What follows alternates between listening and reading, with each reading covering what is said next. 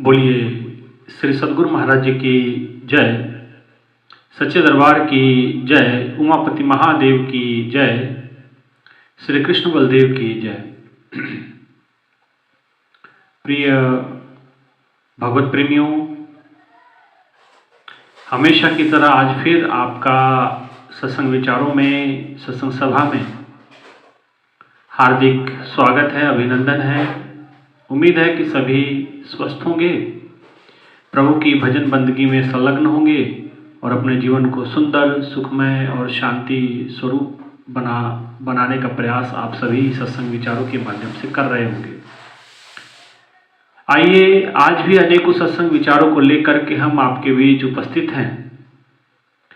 प्रभु की कृपा दया निरंतर आप पर अनावृत बह रही है कि आप लोगों को निरंतर सत्संग विचारों का संग प्राप्त हो रहा है।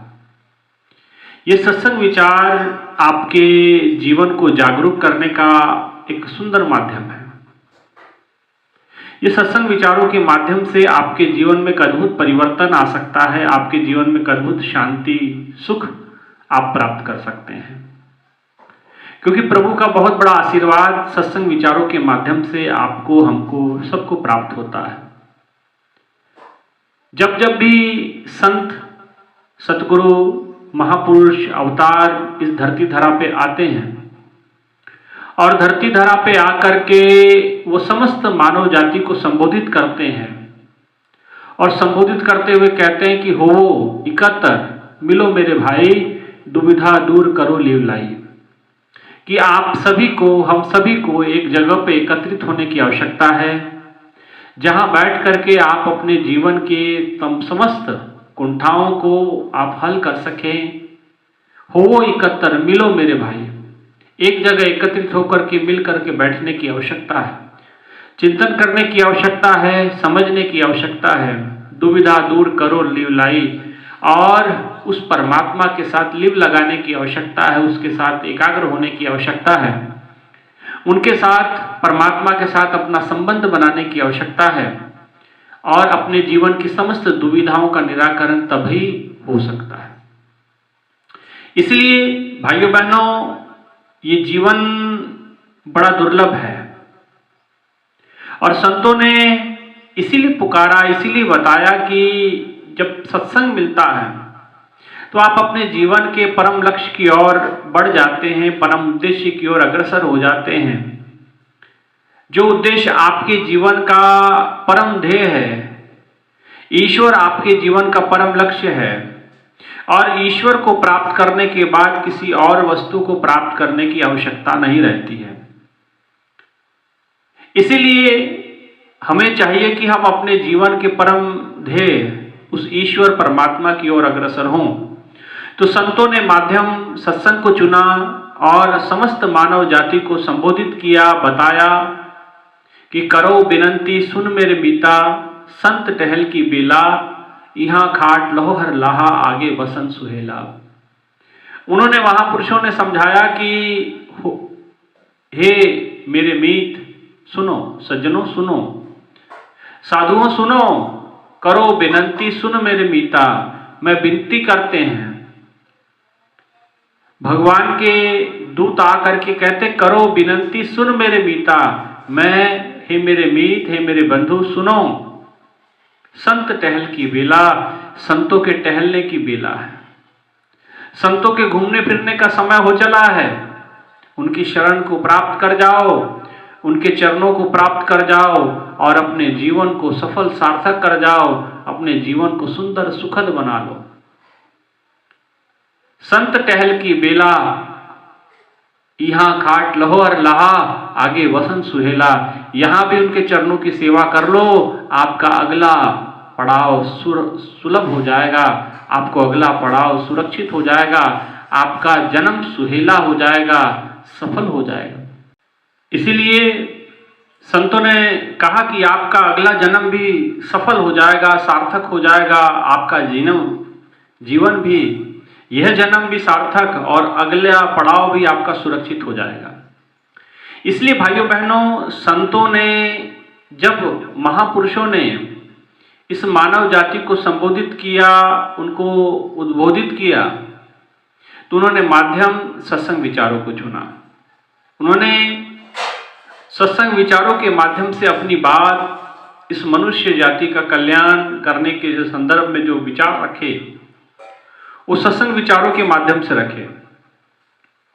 क्योंकि सत्संग के अंदर वो क्षमता है, सत्संग विचारों के अंदर वो पावर होता है जो आपके जन्मों जन्मों के मैल को धो सकता है। और जिस समय सत्संग मिलते हैं तो हमारे पुण्य में अचानक एकाएक वृद्धि होती है, और उस वृद्धि के कारण, उस पुण्य की वृद्धि के कारण आपके जीवन में सतगुरु का पदार्पण होता है। और जिस समय सतगुरु का पदार्पण होता है और वो ज्ञान, वो महान ज्ञान योग बनता है, ब्रह्म ज्ञान प्रकट हो जाता है, अंतःकरण के कपाट खुल जाते हैं और आप अपने असली जगत में, भीतरी जगत में प्रवेश करते हैं। अभी तक आप बहिर्मुखी हैं, बाहर की दुनिया में आपका विचरण चलता है, बाहर की दुनिया में आप कार्य कर रहे होते हैं, बाहर की दुनिया को ही सब कुछ समझ के बैठे होते हैं। लेकिन भाइयों बहनों, जो ये दिख रहा है ये परिवर्तनशील है, ये बदलता रहेगा, ये निरंतर बदलता रहता है। आज किसी व्यक्ति से मिलिए, वो किसी प्रकार का है, आज बहुत अच्छा वो आपको कह रहा है, लेकिन एक समय ऐसा भी आता है कि वो आपको गाली भी देने लगेगा। ये परिवर्तन है, ये मन का परिवर्तन है। इंसान हमेशा एक जैसा नहीं रहता। ठीक जन्म लेता है तो छोटा सा शिशु होता है, बढ़ता है, एक उम्र तक एक हाइट बढ़ती है, जवान होता है, फिर उसके बाद ढलान पे आता है, वृद्ध होता है। तो ये बदलते रहता है। ये जीवन परिवर्तनशील है। ये जिंदगी, ये जीवन जो धरती के ऊपर इंसान बिता रहा है, ये परिवर्तनशील है। ये पल प्रतिपल बदल रहा है, पल प्रतिपल बदलता जाएगा। आप इस बात को इस तरीके से समझें कि जैसे विज्ञान ने कहा कि जहां आज हिमालय पर्वत है, जहां आज हिमालय की बड़ी बड़ी चोटियां हैं, बड़े बड़े पहाड़ पर्वत हैं, माउंट एवरेस्ट है, किसी जमाने में विज्ञान कहता कि आज से 5000 साल पहले वहां एक समुद्र हुआ करता था, वहां अथाह जल राशि थी, लेकिन आज वहां हिमालय है। परिवर्तित हुआ, बहुत कुछ परिवर्तन हुआ। इसीलिए सृष्टि में परिवर्तन होता है, और परिवर्तन संसार का नियम है, लेकिन कुछ अटल है, अचल है, कुछ अविनाशी है। अच्छा, परिवर्तनशील के साथ साथ विनाशी भी है। जो आज चीजें दिखती हैं वो कुछ समय के बाद नहीं होंगी। जीव है, कुछ समय के बाद नहीं होगा। बिल्डिंग दिख रही है, 50-100 साल के बाद वो भी खंडर हो जाएगी, बदल जाएगी। सड़कें हैं, वो भी बदल जाती हैं, सब चीजें बदल सकती हैं, सब विनाशी है। लेकिन एक ऐसी शक्ति है जो अविनाशी है, जो अटल है, कभी टलती नहीं है, जो अचल है। बाकी सब कुछ चलायमान है। अगर अचल, अटल, अविनाशी किसी के लिए संबोधन दिया गया है तो वो परमात्मा के लिए दिया गया है, वो आत्मा के लिए दिया गया है। परमात्मा अटल है, अचल है, अविनाशी है, वो बदलता नहीं है। वो आज सच, जुगाद सच, है भी सच, नानक होसी भी सच। वो आज भी, अभी भी सत्य है। वो भूत में भी वो वही सत्य था और वर्तमान में भी वही सत्य रहेगा। इसीलिए आदि गुरु शंकराचार्य जी महाराज कहे हैं, वो कहते हैं कि ईश्वर सत्यम जगत मिथ्या, कि संसार में ईश्वर सत्य है और इस संसार जो रचना उसने परमात्मा ने रची है ये मिथ्या है, ये परिवर्तनशील है। परंतु जीव जो बदलने वाला है उसको प्राप्ति करने में बड़ा प्रयासरत रहता है, और जो अटल, अचल, अविनाशी है परमात्मा, उसको प्राप्त करने में इसकी कोई रुचि नहीं है, इसकी कोई इच्छा नहीं है, इसका कोई उसको कोई महत्व नहीं दिया इसने। और जो चीज विनाशी है उसका कितना महत्व हम देते हैं। भाइयों बहनों, आपका ये शरीर है, सबसे प्रिय इंसान को अपना शरीर होता है, ये भी आपका सगा नहीं है, ये भी आपको एक दिन दगा दे जाएगा, ये भी आपको एक दिन धोखा दे जाएगा। लेकिन आपका कुछ सगा है, आपका कुछ अपना है, तो आपका अंदर बैठी हुई वो शक्ति, वो परमात्मा जो आंखों से देख रही है, कानों से सुन रही है, मुख से बोल रही है, वो शक्ति, वो आत्मा जिसे ना जलाया जा सकता है, ना जिसे काटा जा सकता है, ना जिसे सुखाया जा सकता है, वो आत्मा, वो परमात्मा, उसको अटल कहा गया, अचल कहा गया। और संसार में हम उस अटल अचल अविनाशी को छोड़ जो विनाशवान है, जो नाशवान संसार है, उसकी ओर ज्यादा आकर्षित होते हैं और उसी के भीतर हम अपने जीवन का सर्वनाश कर लेते हैं। हम ऐसे मकड़ जाल में उलझते हैं कि वो मकड़ी के जैसा, मकड़ी अपना एक जाल तो बनाती है, वो जाल तो बनाती कि चलिए अपने रहने के लिए एक सुंदर सा मकान बनाया जाए, लेकिन वो उसी में उलझ पुलझ के रह जाती है। इसीलिए संतों ने कहा, रहना नहीं देश बेगाना है, यह संसार काटन की बाड़ी, उलझ पुलझ मर जाना है, यह संसार कागज की पुड़िया, बूंद पड़े घुल जाना है, यह संसार झाड़ और झांकर, आग लगे जर जाना है। कहे कबीर सुनो भाई साधो, एक सतगुरु नाम ठिकाना है। अगर ठिकाना है तो परमात्मा के नाम में है, जो सतगुरु के द्वारा प्राप्त होता है, जो सतगुरु के द्वारा हमारे हृदय में, हमारी श्वासों में प्रकट होता है, वो एकमात्र वही सत्य है, वही अविनाशी। इसलिए भाइयों बहनों, नाशवान संसार को छोड़ें, अविनाशी परमात्मा को प्राप्त करने के लिए कमर कसें, उसको प्राप्त करें, जिससे आपका जीवन सफल होगा, जिससे आपकी जीवन सार्थकता होगी। लेकिन संसार को आप पकड़े रखेंगे, संसार आपके नाश का कारण बन जाएगा, क्योंकि संसार स्वयं नाशवान है और जो उसको पकड़ेगा उसका भी नाश उसी में होना है। कबीरदास जी कहते कि चलती चक्की देख के दिया कबीरा रोए, दो पाटन के बीच में साबुत बचाना कोई। कबीरदास जी ने क्यों कहा? कबीरदास महाराज कहते हैं कि उन्होंने किसी चक्की को चलते हुए देखा। चक्की आप समझते हैं जिसमें आटा पीसा जाता है। आजकल चक्की बिजली से चलती है, पुराने जमानों में घरों में होती थी और औरतें उसे अपने हाथों से चलाया करती थी। वो चक्की के दो पार्ट होते थे, एक निचला पत्थर, एक ऊपर का पत्थर, और ऊपर वाले पत्थर में एक डंडा लगा होता था जिसके माध्यम से, जिससे ताकत लगा करके वो उसको घुमाया जाता था। और एक पत्थर नीचे, एक पत्थर ऊपर, और एक छोटा सा छेद होता था जिसमें से दाने डाले जाते थे, और वो दाने दोनों पत्थरों के दोनों पार्टों के बीच में आकर के वो पिस जाते थे, आटा बन जाते थे। तो संतों ने समझाया, वो कहते हैं कि चलती चक्की देख के दिया कबीरा रोए। और कबीरदास जी ने उस चलती हुई चक्की को देखा तो रोने लगे, परेशान होने लगे कि दो पाटन के बीच में साबुत बचाना कोई। ये संसार के अंदर ये जीव इसी प्रकार से पिस रहा, संसार के अंदर ये जीव इसी प्रकार से पिस रहा जैसे दो पाटों के बीच में दाने, गेहूं के दाने, अनाज के दाने पिसते हैं। ऐसे ही हम संसार के अंदर पिस रहे हैं, हम संसार के अंदर उलझे हुए हैं, संसार के भीतर परेशानियों का सबब बनते जा रहे हैं। और कहते हैं कि दिया कबीरा रोए, दो पाटन के बीच में साबुत बचाना कोई। आप जैसे दो पाटों के बीच में वो दाने बचते नहीं हैं, ऐसे ही आप भी इस संसार में पिसने वाले हैं, आप भी बचने वाले नहीं। लेकिन अगले क्षण उनको फिर उन्होंने अपनी आत्मा को जागृत किया, ध्यान की गहराई में गोता लगाया और अचानक मंद मुस्कान की तरफ उसी चक्की की ओर देखते हुए कहने लगे, चलती चक्की देख के तू काहे कबीरा रोए? उस चक्की की ओर देख के क्यों रोना, क्यों परेशान हो रहे हो? लगा रहे जो कील से तो बाल ना बांका होए।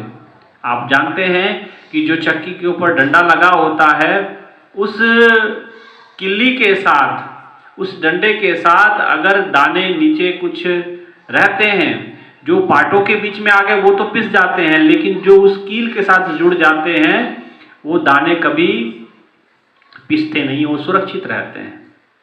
इसीलिए वकील क्या है? वो परमात्मा का नाम है। वकील क्या है? वो ईश्वर स्वयं है।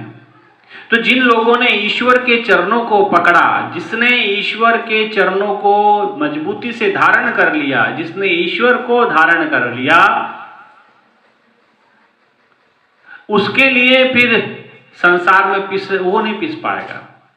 लगा रहे जो कील से तो बाल ना बांका होए, ऐसे लोगों का कोई बाल बांका नहीं कर सकता। ठीक है, परेशानियां उनके जीवन में रहती हैं, दुख कष्ट संसार प्रकट करता है, उनके जीवन में अड़ंगे डालता है, लेकिन ऐसे लोग जो परमात्मा के चरणों से मजबूती से जुड़े हुए हैं, उनका कुछ बिगड़ता नहीं है।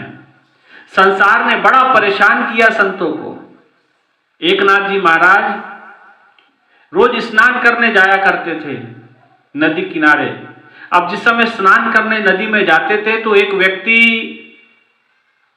उनको मिला और उसने पान खा करके संत एकनाथ जी महाराज के ऊपर थूक दिया। एकनाथ महाराज जी ने कुछ नहीं कहा, प्रभु का नाम स्मरण किया, वापस नदी में जाके स्नान किया, दोबारा आए, दोबारा उसने फिर पान खाया और पिचकारी जो है थूक दिया उसके ऊपर, एकनाथ जी महाराज के ऊपर। ऐसा बार बार किया। संतों के साथ बैर, संतों के साथ विरोध, और कुछ किसी लोगों ने उनको पैसा दे करके ये सब काम करवाया। जब संत आते हैं भाइयों बहनों, जब सतगुरु जीवन में आते हैं, संत महापुरुष आते हैं, उनका विरोध होना तय हो जाता है, क्योंकि ऐसे लोगों को संतों की बात सही नहीं लगती है। जिनके जीवन में पाप भरा है, जिसके जीवन में निकृष्टता भरी है, जिसके जीवन में उज्जडता भरी है, जिसके जीवन में पाप में जिसका जीवन है, जिसने लोभ है, लालच है, ऐसे लोगों को परमात्मा की बात अच्छी लगेगी? उनको ईश्वर की बात अच्छी लगेगी? उनको ईश्वर की बंदगी की बात अच्छी लगेगी? उन लोगों ने पैसा दिया और कहा कि जाओ एकनाथ जी को परेशान करके रख दो, और उसने क्या किया कि एकनाथ जी महाराज जितनी बार नहाते उतनी बार उसके ऊपर थूकते। लेकिन कुछ समय के बाद जैसे एकनाथ जी फिर स्नान करने गए, फिर थूकने लगे। इस बार वो बेचारा थूक नहीं पाया, मुंह से खून फेंक दिया और नीचे गिर गया जमीन पे। एकनाथ महाराज जी ने फिर उसे उठाया कि अरे बंधु क्या हो गया, अब भी थूक लो। तो व्यक्ति उठ नहीं पाया, परेशान हो गया, और उसने कहा कि प्रभु अब मुझे क्षमा करें। एकनाथ जी महाराज कहते मैं तो क्षमा कर दूंगा, लेकिन जो कर्म आपने किया है परमात्मा आपको कैसे क्षमा कर देगा। और अंतोगत्वा एकनाथ जी महाराज की वजह से उसका जीवन भी बचता है, और जीवन उसका बचता है तो वो उनका शागिर्द, उनका शिष्य भी बनता है। भाइयों बहनों, संत कृपा करते हैं, संत उस अविनाशी को जानते हैं। ये संसार नाशवान है, इसमें उलझे ना, और संसार के लिए उलझ करके कुछ मिलने वाला नहीं है। दीन गवाया दुनी सो, दुनी ना चाली साथ, पाए कुहाड़ा मारिया गाफिल अपने आप। जिस दुनिया के लिए आप इतना करते हैं वो दुनिया आपके साथ नहीं होती कभी। ये हमेशा ध्यान रखना, दुनिया कभी आपके साथ नहीं होती। दीन गवाया दुनी सो, अपना ईमान गवाया आपने दुनिया के खातिर, आपने अपने बच्चों के लिए अपना ईमान गिराया, उनके लिए आपने लोभ लालच किया, पाप किया, पैसे इकट्ठा किए, किसी का हक मार के आपने पैसा एकत्रित किया, और दुनिया 40 वो भी आपके साथ ना चलेगा। वाल्मीकि महाराज, भगवान वाल्मीकि जी, जो उनका पूर्व का जीवन ऐसा ग्रंथों में आता है कि उन्होंने खूब लूट खसूट वो करते थे। नारद जी जीवन में मिले, नारद जी ने उनके दिमाग को हिला के रख दिया। उसने कहा कि देखो ये जो आप लूटते हैं ये तो पाप आप करते हैं। किसके लिए करते हैं? बोले बीवी बच्चों को कमा के खिलाते हैं हम। तो अच्छा, ये जो पाप आप करते हैं, इतने लोगों के साथ आप चोरी चकारी करते हैं, क्या इसमें, इस पाप में क्या वो भागीदार हैं? इस बात का प्रश्न का उत्तर ले आइए। और कहते भगवान वाल्मीकि जी गए और उन्होंने अपनी पत्नी से पूछा क्या आप उसमें पाप में भागीदार बनेंगी? बोले बिल्कुल नहीं, ये तो आप करते हैं ना, आपका आप जाने। आपने, हमने तो नहीं कहा आपको कि पाप करके लाइए, चोरी करके लाइए, ये तो आप समझे। हमको तो आपसे जो आप लेके के आएंगे वही हम बना के खिला देंगे। तो आपके पाप में कोई भागी बनने वाला नहीं है। जिस दुनिया के लिए, जिन बच्चों के लिए आप इतना करते हैं, वो आपके लिए नहीं है। आप के पाप में, आपके पुण्य में उनका कोई सहभागिता नहीं रहने वाली है। इसलिए ज्यादा उलझे ना, इस संसार में ऐसे रहें जैसे कमल पानी में रहता है और पानी से ऊपर उठ के, कीचड़ से ऊपर उठ के सूर्य के साथ रिश्ता जोड़ लेता है। संसार में आपको इसी प्रकार से रहना चाहिए। अगर आप ऐसे नहीं रहते हैं तो आपके लिए ही जीवन दुखदाई हो जाता है, आपके लिए जीवन परेशानी का कारण बन जाता है। और आज जितने लोग परेशान हैं वो किससे परेशान हैं? क्योंकि जिंदगी में जब भक्ति करने का समय था तब आपने भक्ति नहीं की, और भक्ति की जगह आपने पत्नी की भक्ति की, बच्चों की भक्ति की, परिवार वालों की भक्ति की। और आज वो परिवार भी आपका साथ ना दे रहा है, ना आपकी पत्नी आपके साथ दे रही है, ना आपके बच्चे आपका साथ दे रहे हैं। आज ऐसी स्थिति में आप आ गए।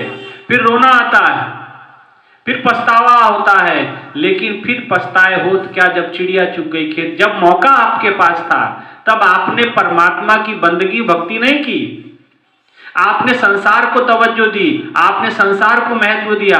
अब संसार आपके हाथ से छूटता जा रहा है, अब संसार को भोगने की क्षमता भी आपसे खत्म हो गई है। आप संसार को भोगना चाहते हैं, लेकिन कमाल की बात है जिससे आपको भोगना है वो शरीर आपके हाथ में, काबू में नहीं रहा। आप संसार के विषय वासनाओं को, उसका आनंद लेना चाहते हैं, लेकिन आप शरीर आपका सामर्थ्यवान नहीं रहा कि आप अपने शरीर से उपभोग कर सकें वस्तुओं का, आप कुछ खा सकें। शुगर की बीमारी हो जाती है, मीठा खाने से जाते हैं आप, बीपी हाई होने लगता है, तेल इत्यादि चीजों से, मसालेदार चीजों से आपको मुख मोड़ना पड़ता है। मन है खाने का, जीभा के ऊपर चटकारा बैठा हुआ है, वो तो मांगती है, लेकिन आपको पता है कि इसकी मांग मैंने पूरी कर दी, जीभ की मांग मैंने पूरी कर दी, तो हो सकता है कि मेरा राम नाम सत्य हो जाएगा। मन तो बहुत करता खाने का, लेकिन खा नहीं पाते, उपभोग नहीं कर पाते, ऐसी दुर्दशा हो जाती है। ऐसे ऐसे लोग हमने देखे कि लाखों करोड़ों की जमीन जायदाद है, लेकिन सामने 2 लड्डू रखे हैं, लेकिन वो बेचारे का मन तो बड़ा उसको और देख करके कर रहा कि मैं इस लड्डू को अपने मुंह में डालूं, लेकिन उसकी बाद की स्थिति उसके सामने आ जाती है कि अगर खा लिया तो पता नहीं फिर मेरा क्या होगा। ऐसी दयनीय स्थिति है, ऐसी विकट परिस्थितियां हैं। आपका शरीर आपका साथ नहीं देगा। दुनिया की तो बात छोड़ दो, दुनिया की तो बात ही बेगानी है। आपका अपना साथ एक समय, शरीर आपका अपना साथ छोड़ देगा। आपका मन बहुत कुछ करने को कहेगा, लेकिन आपका शरीर उस लायक नहीं बचता कि आप कुछ कर सकें। इसलिए भाइयों बहनों, ये नाशवान है, ये कूड़ राजा, कूड़ प्रजा, कूड़ सब संसार, राजा कूड़ा है। गुरु नानक देव जी ने कहा कि संसार के अंदर कूड़ राजा, कूड़ प्रजा, कूड़ बैसनहार, कूड़े काड़ा नेह लगा बिसर या करतार। कूड़े के साथ मन लगाया आपने। संतों ने कहा कि संसार कूड़ा है और इस कूड़े के साथ हमने मन लगा लिया। अब वो मन लगा लिया कूड़े के साथ, बिसर या करतार, परमात्मा को बिसार दिया, और अब आप अपने जीवन के उस दुखद अंत की ओर बढ़ रहे हैं। इसलिए हमें आवश्यकता है कि हम अपने जीवन को, सार को समझें, जीवन की महत्वता को समझें, ये जीवन के लक्ष्य को समझें, जीवन के उद्देश्य को समझें। अगर जिंदगी के उद्देश्य को नहीं जाना, नहीं समझा, तो भाइयों बहनों फिर आकर 4 लक्ष्य 84 जोनि भ्रमत जीव अविनाशी, फिर आपको योनियों में भटकना पड़ेगा, आपको तरह तरह के दुखों का सामना करना पड़ेगा, आपको परेशानियों का सामना करना पड़ सकता है। इसलिए अविनाशी परमात्मा से मन लगाइए। अब इसमें कई बार कई समस्या है। संसार में तो मन लग जाता है, लेकिन करतार में मन नहीं लगता है, क्योंकि करतार से अभी आपका नेह जुड़ा नहीं है, परमात्मा से अभी आपकी तार बंधी नहीं है। लेकिन जिस समय वो तार बंध जाती है, तार जुड़ जाती है परमात्मा के साथ, फिर आपको उससे कोई अलग नहीं कर सकता है। परंतु ये तार परमात्मा के साथ आपकी जोड़ेगा कौन, परमात्मा के साथ आपका गठबंधन करेगा कौन, उसके लिए सतगुरु की आवश्यकता है, उसके लिए संतों की आवश्यकता है। संत जब जीवन में आते हैं तो वो अपने जीवन को सुंदर सुखमय बनाने की विधि उनके पास होती है, क्योंकि वो संसार में रहते हुए भी निर्लेप है, जैसे कमल है, कमल की तरह उनका आचरण है। इसलिए संतों का जो जीवन है वो कमल के समान हो जाता है। भगवान बुद्ध एक जगह पहुंचे, जिस जगह वो गए तो उस राज्य का जो राजा था और रानी थी, रानी भगवान बुद्ध की बड़ी अनुयायी थी, तो उसने अपने राजा को कहा, पति को कहा कि महाराज आप भगवान बुद्ध आप हमारे दरबार में, हमारे घराने में आ रखे हैं, हमारे दरबार हमारे राज्य में आ रखे हैं, हमें उनसे मिलने जाना चाहिए। तो राजा ने कहा कि ठीक है, चलिए मिलने चलते हैं। तो रानी ने कहा कि अब चल तो रहे हैं तो उनके लिए कुछ भेंट ले चलते हैं। तो राजा ने कहा कि ठीक है, हमारे जो कोषागृह में, हमारे जो खजाने में जो सबसे सुंदर और बहुमूल्य हीरा है, रत्न है, उसे ले चलते हैं। भगवान बुद्ध को वो उपहार स्वरूप दिया जाएगा, उनके चरणों में वो रखा जाएगा। रानी ने कहा कि भाई ये उपहार उसको उनके किसी काम का नहीं है, उनके लिए तो हीरा पत्थर के समान है, ये हीरे जवाहरात तो घर छोड़ के आए हैं, उनके लिए कुछ नहीं मायने रखता है। तो बोले फिर क्या लेके जाएं, जब हीरा उनको चाहिए नहीं तो फिर क्या चाहिए? बोले अपने सरोवर में बहुत सुंदर कमल के फूल खिले हुए हैं और भगवान बुद्ध का जो जीवन वो कमल के समान है, तो क्यों ना हम उनके लिए कमल ले चलते हैं। कमल के फूल सरोवर से तोड़े गए, राजा ने कमल भी ले लिया और हीरा भी साथ में ले लिया, हीरा भी ले लिया। और कहते कि भगवान बुद्ध के पास जिस समय वो पहुंचे, सारे शिष्य उनके बैठे हुए, रानी ने प्रणाम किया, राजा की बारी आई। राजा ने भगवान बुद्ध को प्रणाम किया और हाथ में हीरा पकड़ा हुआ है, और जैसे हाथ में हीरा पकड़ा हुआ है भगवान बुद्ध ने देखा, तो भगवान बुद्ध ने कहा कि गिरा दो। उन्होंने वो हीरा गिरा दिया। भाई ये नहीं चाहिए तो ठीक है, गिरा दे रहे हैं। फिर भगवान बुद्ध ने फिर दोबारा कहा कि इसे भी गिरा दो, दोबारा उद्घोष किया, गिरा दो। अब उसके हाथ में कमल का फूल था, वो भी उसने गिरा दिया। भगवान बुद्ध ने फिर कहा गिरा दो। राजा सोचने लगा, ना मेरे हाथ में फूल था वो भी मैंने गिरा दिया, हीरा था वो भी गिरा दिया, और मेरे पास क्या है गिराने के लिए? तो पास खड़े शिष्य आनंद ने कहा कि महाराज आप अपने आप को गिरा दो, कुछ नहीं चाहिए, अपने आप को प्रभु के चरणों में समर्पित कर दो, खत्म हो जाएगा काम। अपने अहंकार को गिरा दो गुरु के चरणों में, सतगुरु के चरणों में। क्योंकि भगवान बुद्ध हीरे से नहीं, अपने आप को गिराना पड़ेगा, अपने आप को प्रभु के चरणों में मिटाना पड़ेगा। इसलिए हमें भी चाहिए, अगर आपका अपना आचरण अगर आप कमल के समान करना चाहते हैं तो आपको झुकाव जीवन में लाना पड़ेगा, संतों के चरणों में जाना पड़ेगा, और संतों के चरणों में जा करके अपने जीवन को, उनके पास वो कुंजी है, उनके पास वो तरीका है जिससे आपका जीवन परमात्मा के जैसा परमात्मा चाहता है वैसा आपका जीवन हो सकता है, और अपने जीवन को आप सुंदर, सफल और सार्थक कर सकते हैं। ऐसी चाबी, ऐसी कृपा संत सतगुरु करते हैं, और वो कृपा करने ही धरती पे आते हैं। लेकिन जो लोग समझ जाते हैं उनको उसका लाभ ले पाते हैं, और जो लोग संतों को नहीं समझ पाते हैं, उनके विचारों को नहीं जान पाते हैं, तो उनके बैरी बन के, उनके विरोधी बन के अपने जीवन को तो बर्बाद करते हैं, और अपने कुल को भी कलंकित करके और अपने जीवन को बेकार कर जाते हैं। इसीलिए आप सभी अपने जीवन को सुंदर बनाएं, संतों के चरणों में अपने आप को जा करके उनसे वो सुंदर रहस्य को प्राप्त करें, जिसके द्वारा हमारा जीवन सुंदर हो, सुखमय हो, शांतिमय हो। इन्हीं विचारों के साथ यही आग्रह कि आप इन सत्संग विचारों को पूरा सुने और पूरा सुनने के बाद इसको शेयर भी कर सकते हैं और चैनल को सब्सक्राइब जरूर करें। विचारों को विराम देते हैं। बोली श्री सद्गुरु महाराज जी की जय, सच्चे दरबार की जय, उमापति महादेव की जय। धन्यवाद।